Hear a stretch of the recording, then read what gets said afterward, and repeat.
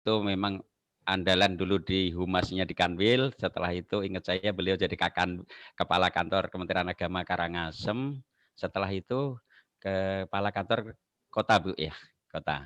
Dan sekarang beliau sebagai kepala kantor wilayah.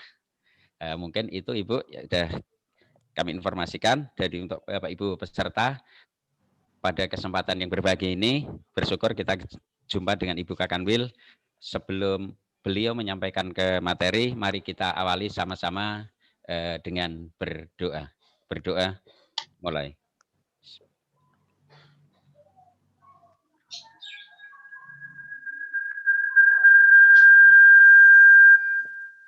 Berdoa selesai. Untuk selanjutnya kami mohon perkenan Ibu untuk menyampaikan materi pembangunan bidang agama. Waktu dan kesempatan kami persilahkan Ibu. Baiklah, terima kasih. Om Swastiastu.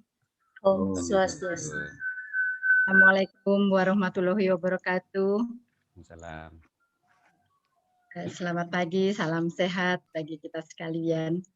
Yang terhormat Kepala Balai Diklat Agama atau yang mewakili beliau yang hadir sebagai host pada kesempatan ini, yang saya hormati para widya iswara dan para panitia penyelenggara yang saya hormati pula, para peserta DJJ, kepala madrasah dan juga kepala pesraman yang juga ikut dalam acara Zoom meeting virtual kali ini yang saya hormati pula.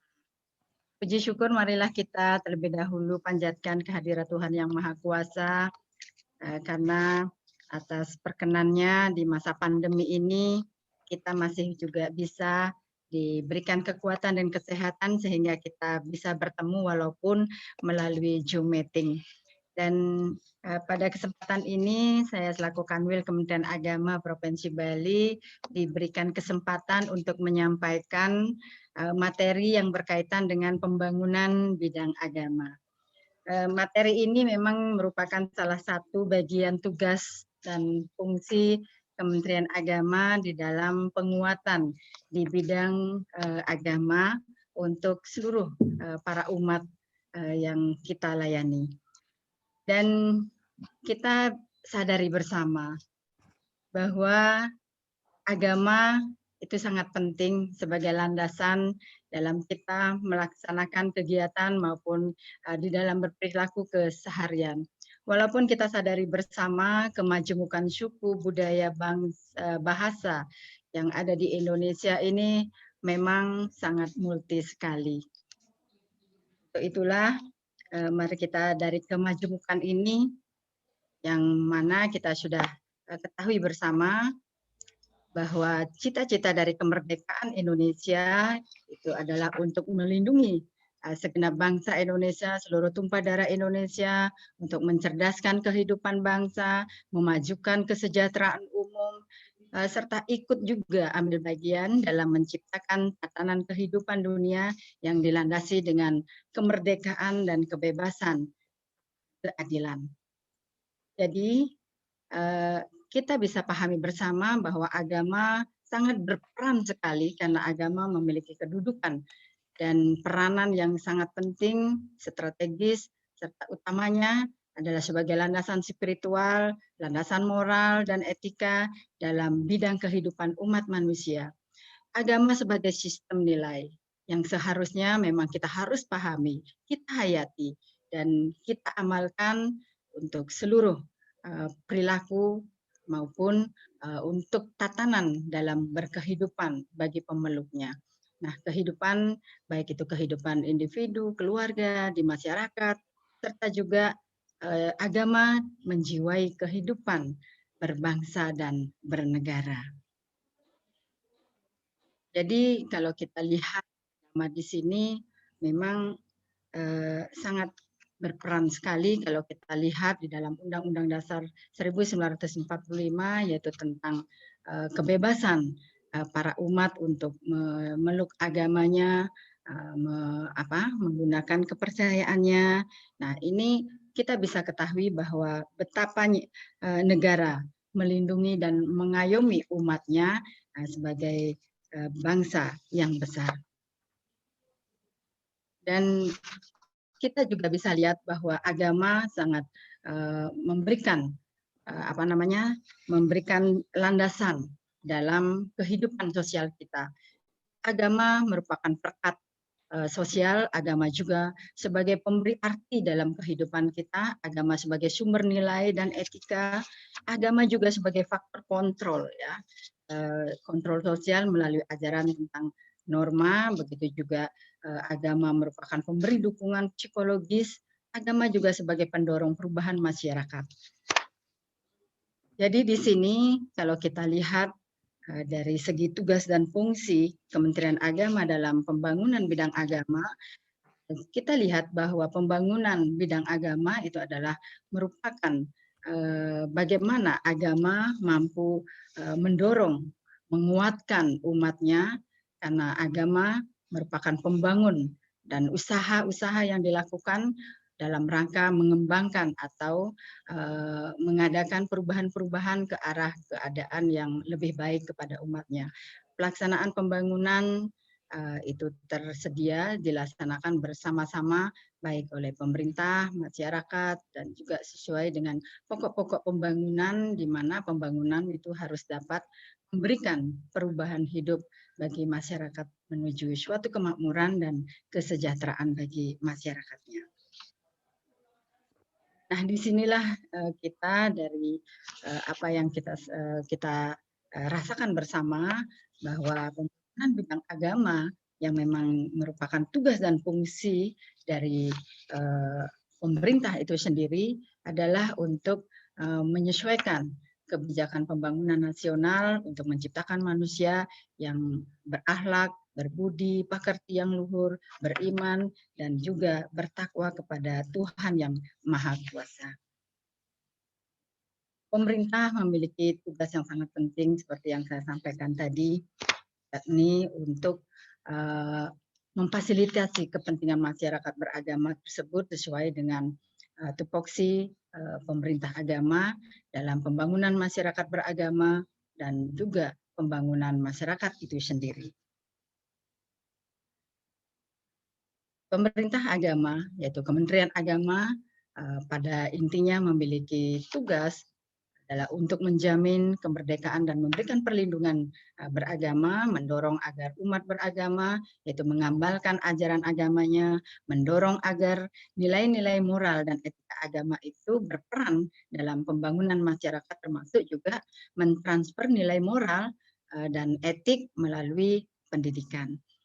Jadi agama juga mampu nantinya untuk mewujudkan kerukunan umat beragama sebagai syarat penting bagi kerukunan nasional, persatuan nasional, dan juga kelangsungan pembangunan. Agama juga mampu akan mendorong agar kehidupan beragama menjadi elemen penting dalam meningkatkan kesejahteraan masyarakatnya. Agama juga memiliki peran dan fungsi untuk mendorong agar kehidupan beragama itu dapat menangkal dampak negatif pembangunan, baik itu pengaruh narkoba, termasuk juga kehidupan keseharian. Mendorong agar kehidupan keagamaan tidak mengancam falsafah Pancasila dan juga kelangsungan NKRI itu sendiri. Kita bisa melihat ke depannya bahwa kondisi umat beragama kita itu sekarang semakin meningkatnya interaksi antara pandangan agama sebagai pedoman hidup dan juga sebagai ideologi politik globalisasi informasi.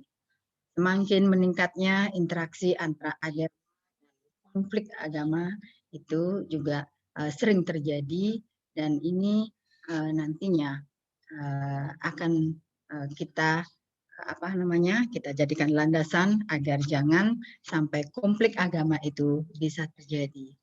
Nah, semakin juga meningkatnya kesejahteraan ekonomi sudah kita rasakan sebagian umum beragama yang berakibat itu semakin lebarnya gap antara si kaya dan juga gap antara si kaya dengan si miskin. Ini juga sangat terasa sekali adanya ketimpangan ekonomi itu sendiri. Nah, kemajuan teknologi dan informasi yang juga terus meningkat ini dialami juga oleh umat beragama. Semakin meningkatnya heterogenitas nilai saing itu juga sangat berpengaruh juga. Persebaran umat beragama di Indonesia juga tidak merata. Sebanyak 55% juga penduduk Indonesia pada tahun 2020 akan berada di dataran masih minimnya, yaitu kesejahteraan yang dirasakan oleh umat itu sendiri, sehingga di sini perlu menjadi menjadi perhatian bagi kita. Jadi untuk menangkal semua itu mungkin ada arah kebijakan yang memang perlu ditetapkan oleh pemerintah agar masyarakat merasakan adanya kemerdekaan dan perlindungan beragama. Itu dengan mendorong agar pengembangan paham-paham keagamaan itu berjalan secara kreatif, rasional, konstruktif, dan juga mengacu masa depan. Dapat memberi rambu-rambu agar pengembangan paham-paham keagamaan itu tidak sampai menimbulkan perpecahan, juga tidak menimbulkan pertentangan dalam masyarakat, sehingga mengancam ketentraman dan ketertiban masyarakat itu sendiri. Dan mampu memberikan rambu-rambu bagi pendirian rumah ibadah, itu yang sangat penting sekali. Dan memberdayakan pemuka agama, ormas keagamaan, dan juga majelis-majelis agama dapat mendorong menerbitkan buku-buku keagamaan. Itu memang sangat penting sekali sebagai panduan bagi umat kita untuk melaksanakan tugas-tugas dan kewajibannya, baik itu sebagai kepala sekolah maupun sebagai guru, serta mendorong pengembangan siaran agama itu melalui media massa dan menggunakan media secara bijak sehingga tidak terjadi hal-hal yang memang dapat memecah belah di antara kita. Dorong juga perumasan kode etik dalam penyiaran agama. Sebagai potensi itu kemajemukan ini juga sebagai potensi yang sangat besar sekali. Bila ini tidak dikelola, itu nantinya akan dapat juga memecah belah kekuatan kerukunan kita sendiri. Sebagai ancaman itu ancaman bangsa bila tidak misalnya hal-hal yang bersifat media sosial yang berkembang begitu pesatnya ini, kalau ini tidak terkelola dengan baik, itu juga akan menjadi ancaman bagi kita sendiri. Kita membutuhkan yaitu pendidikan multikultur untuk menjaga kestabilitasan dari adanya hal-hal yang barangkali mungkin bisa memecah belah adanya kerukunan kita. Dibutuhkanlah pendidikan multikultur di sini sebagai sebuah keniscayaan. Nah, ini sesuai juga dengan amanat Undang-Undang Pendidikan Nomor 20/2003 yaitu tentang Sisdiknas, tentang PP Nomor 55/2027 juga tentang pendidikan agama dan keagamaan. Pendidikan multikultur yang memang sangat dipentingkan sekali di masa sekarang ini diorientasikan yaitu tentang bagaimana filosofi, kultur, serta visi masa depan Indonesia dalam dunia pendidikan, itu pemosisian manusia sesuai dengan martabatnya. Dan pengembangan kecerdasan, begitu juga kebebasan untuk membangun civil society, penguatan kerukunan hidup beragama sebagai warga negara, dan juga reduksi konflik, itu kita perlu kita kuatkan di sini moderasi beragama sehingga konflik-konflik yang terjadi itu mungkin bisa kita minimalis dampaknya. Pengembangan paham keagamaan moderat itu reduksi paham radikal atau garis-garis keras, pengembangan tatanan hidup dari pengaruh destruktif, globalisasi dan lokalisasi untuk bangun global village sangat penting sekali. Partisipasi dalam menciptakan atau penciptaan itu juga perlu ada batasan-batasannya. Jadi kita bisa lihat hakikat dari pendidikan itu adalah merupakan proses pembelajaran, yang mana proses pembelajaran ini untuk pengalihan nilai-nilai dan norma-norma suatu generasi dan generasi lainnya. Proses investasi ekonomi, politik, budaya, dan sebagainya.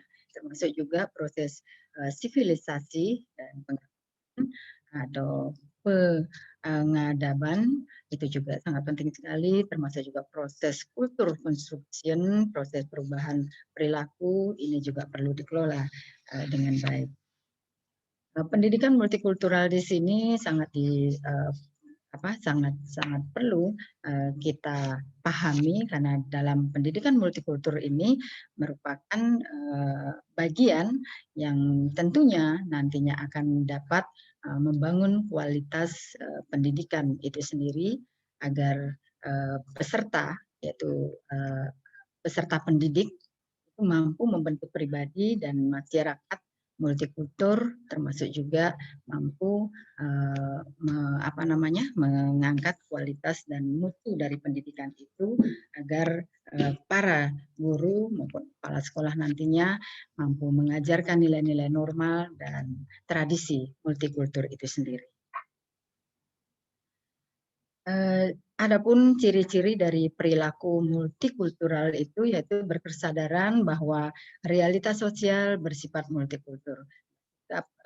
Toleran, cinta damai, rukun, harmoni, dan juga menghargai perbedaan, mengembangkan persamaan dan juga sebaliknya menghindari sikap konfliktual perilaku.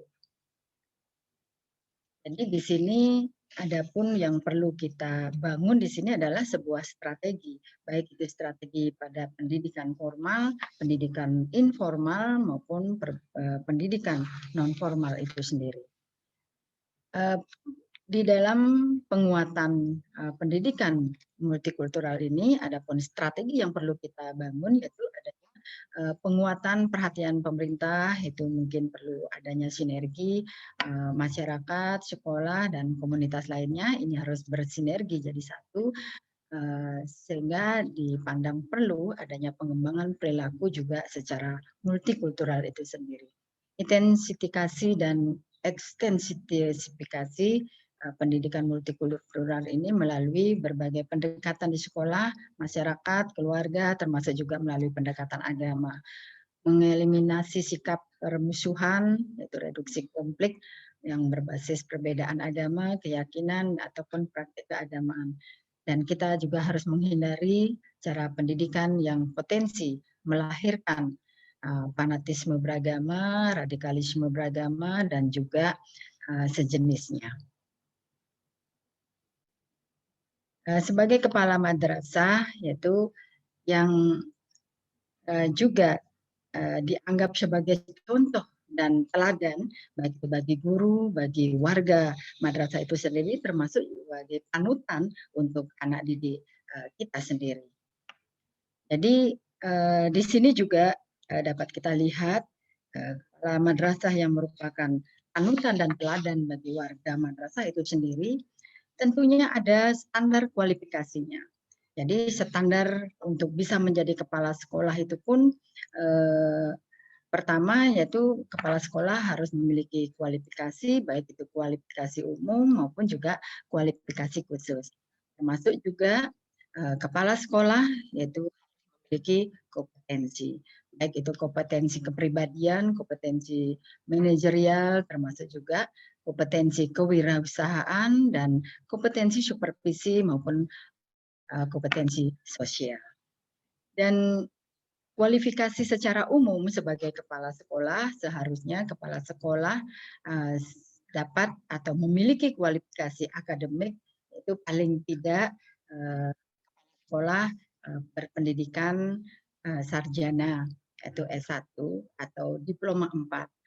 Pendidikan atau notabene pendidikan dari kepala sekolah pada perguruan tinggi yang memang sudah terakreditasi. Dan pada waktu diangkat sebagai kepala sekolah yaitu berusia setinggi-tingginya 56 tahun. Itu satu persyaratan untuk kualifikasi menjadi kepala madrasah. Dan calon kepala madrasah itu harus memiliki pengalaman mengajar sekurang-kurangnya 5 tahun kecuali di tingkat RA atau di tingkat TK itu memiliki pengalaman mengajar sekurang-kurangnya 3 tahun di TK ataupun di RA. Memiliki pangkat serendah-rendahnya yaitu 3C bagi PNS dan bagi non-PNS yaitu disetarakan dengan kepangkatan yang dikeluarkan oleh yayasan atau lembaga yang berwenang.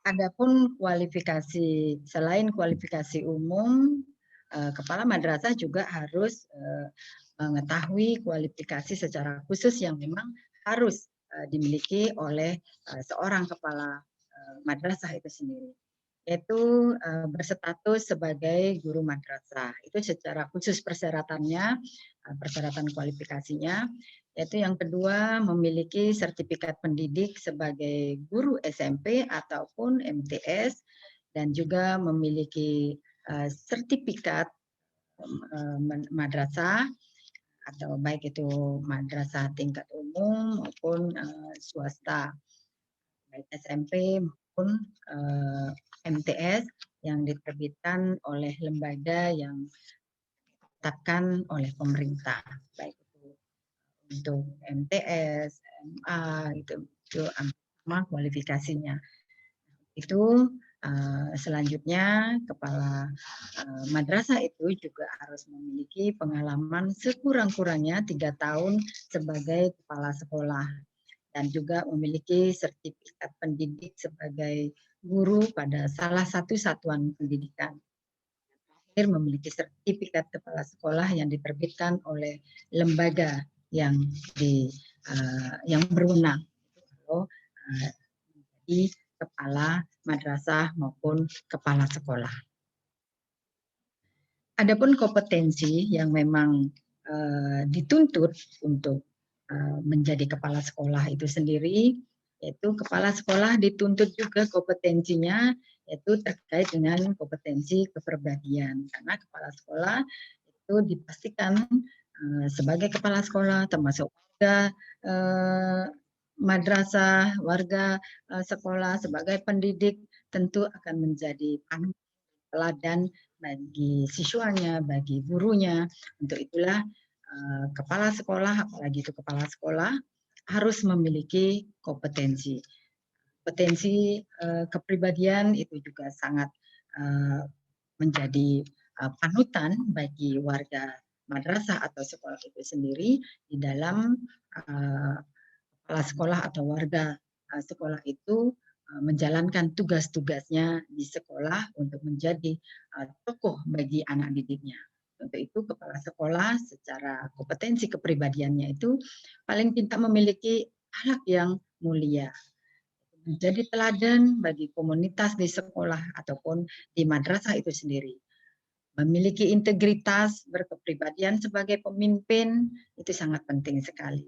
Serta memiliki keinginan yang kuat dalam pengembangan diri sebagai kepala sekolah atau madrasah. Jadi harus punya komitmen yang kuat karena kepala sekolah itu tidak saja memanage terkait dengan anak-anak didik saja, tetapi juga akan memanage organisasi sekolah itu sendiri. Untuk itulah kompetensi bagi kepala sekolah ini sangat penting sekali, sehingga kepala sekolah harus membangun kekuatan diri untuk pengembangan diri sebagai kepala sekolah itu sendiri. Begitu juga seorang kepala madrasah atau kepala sekolah itu harus bersikap terbuka dalam melaksanakan tugas dan fungsinya, sehingga akan terjadi sinergi kerjasama antar warga sekolah yang cukup bagus. Itu juga seorang kepala madrasah harus mengendalikan diri dalam menghadapi masalah atau setiap masalah dalam pekerjaannya sebagai, sehingga jadi ikatan kekeluargaan di dalam warga sekolah itu sendiri. Itu juga kepala sekolah jangan terlalu menonjolkan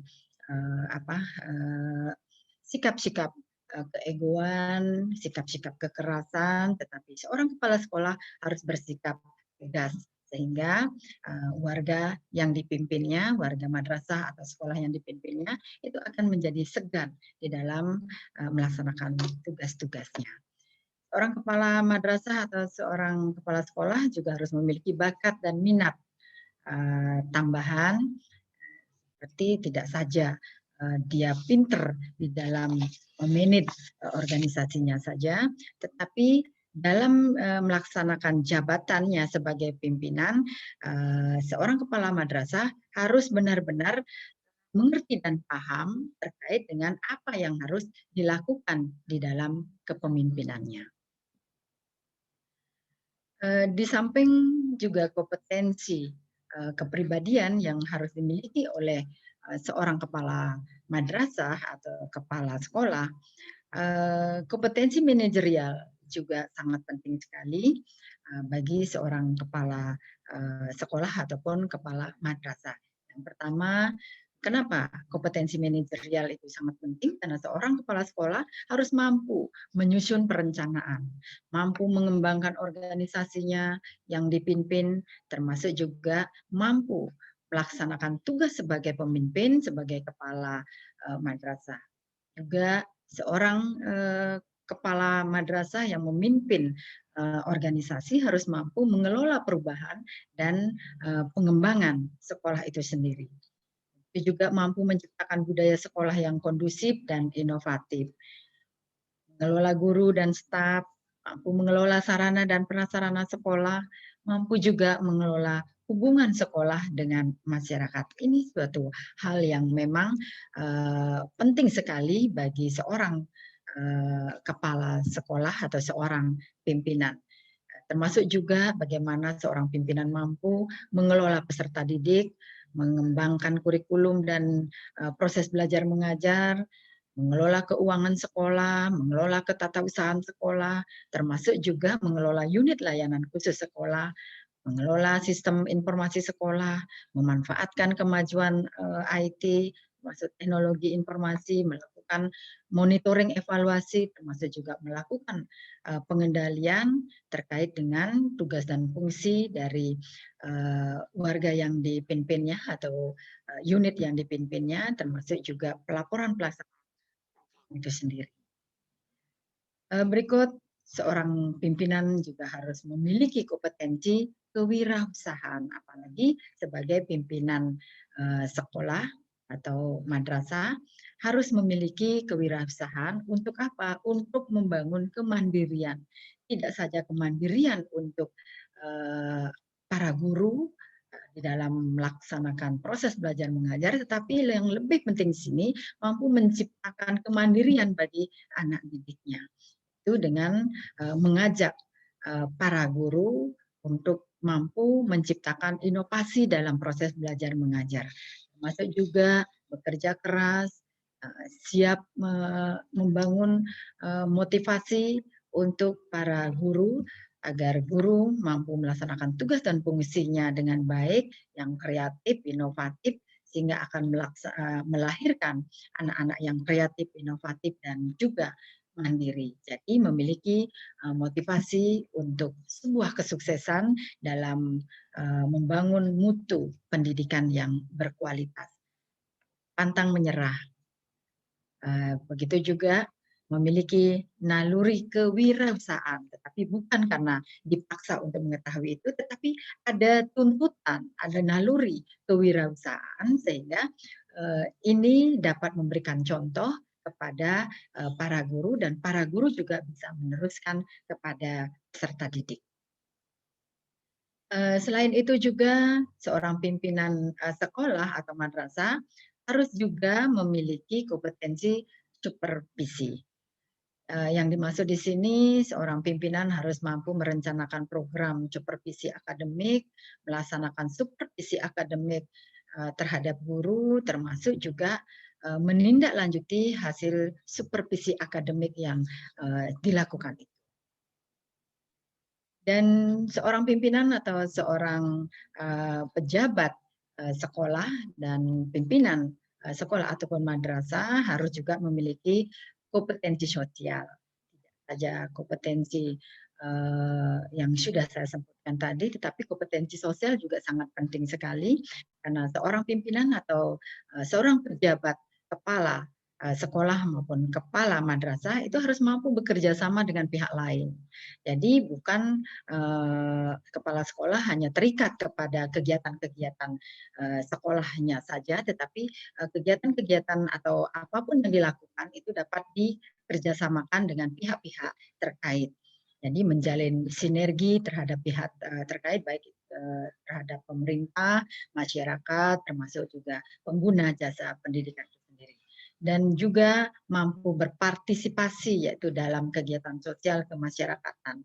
Jadi karena kepala sekolah atau kepala madrasah adalah merupakan contoh dan teladan, jadi siap selalu menjadi teladan, baik itu untuk warga di sekolah, kepada masyarakat maupun terhadap lingkungannya.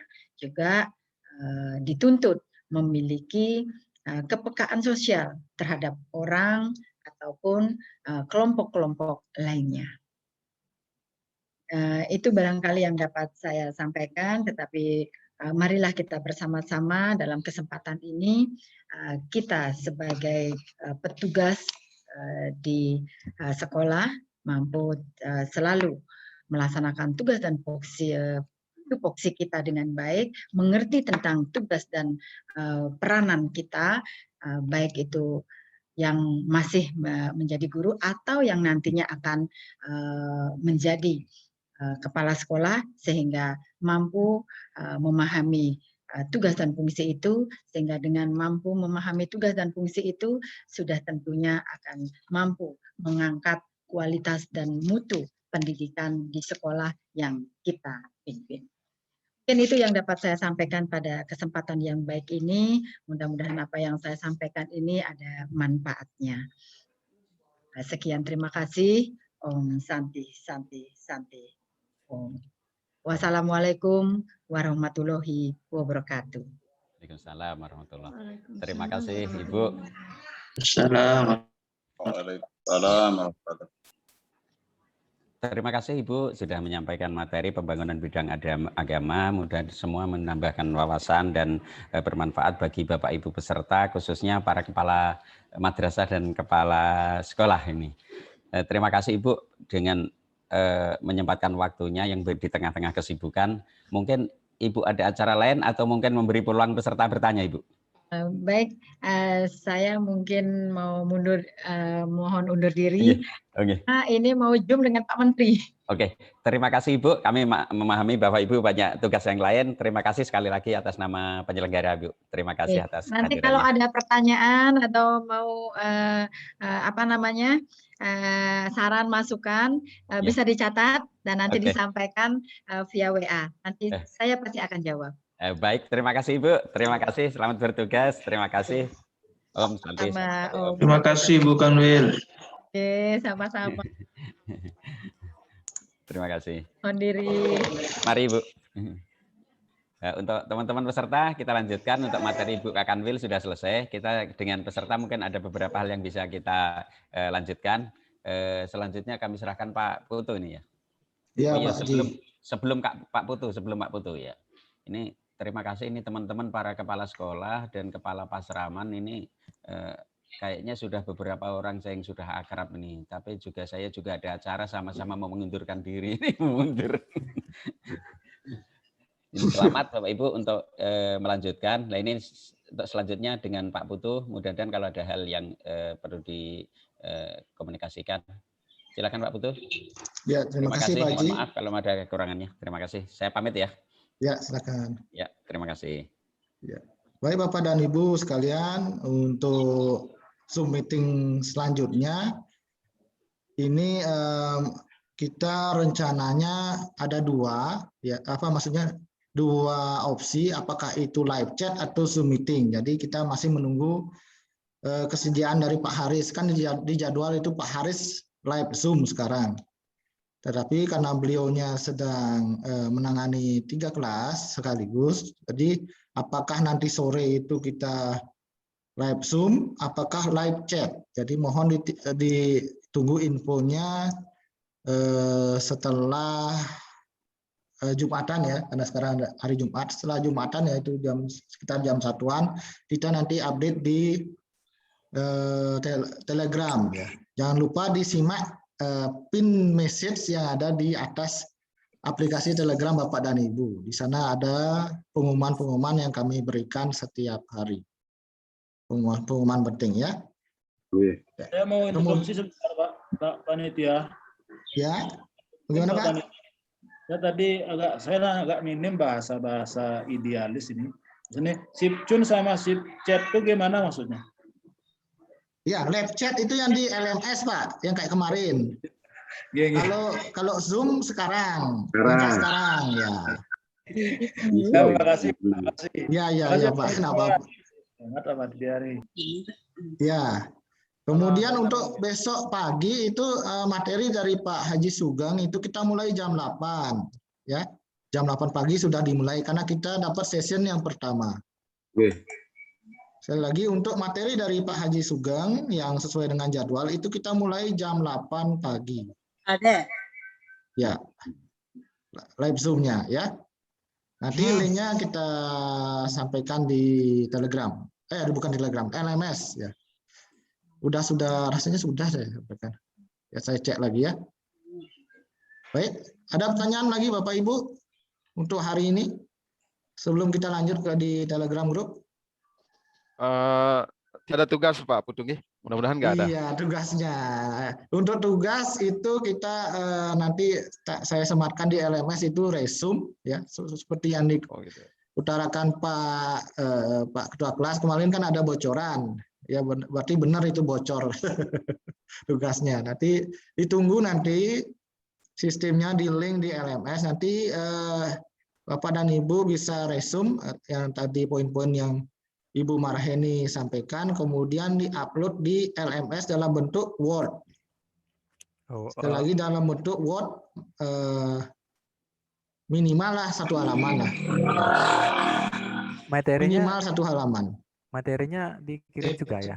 Ya nanti kita buat kita upload diupload di LMS PJJ ya. Untuk waktunya Pak? Untuk waktunya ya kita set nanti sampai dengan maksimal hari Minggu. Nanti aja Pak untuk resumnya Pak. Ya. Kalau tugas dari WI baru agak segini ya. Kalau untuk resum kita set maksimal sampai hari Minggu ya. Gimana? Siap. Oke. Ya. Oke, kita kalau tidak ada pertanyaan kita lanjut saja di grup Telegram. Baik? Oke. Ya.